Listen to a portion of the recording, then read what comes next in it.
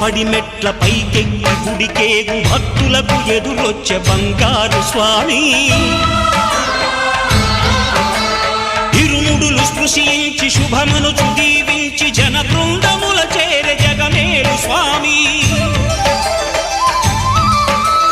తన భక్తులొనరిల్చు తప్పులకు తడబడి ఒక పక్క ఒరిగెన ఓంకారమూర్తి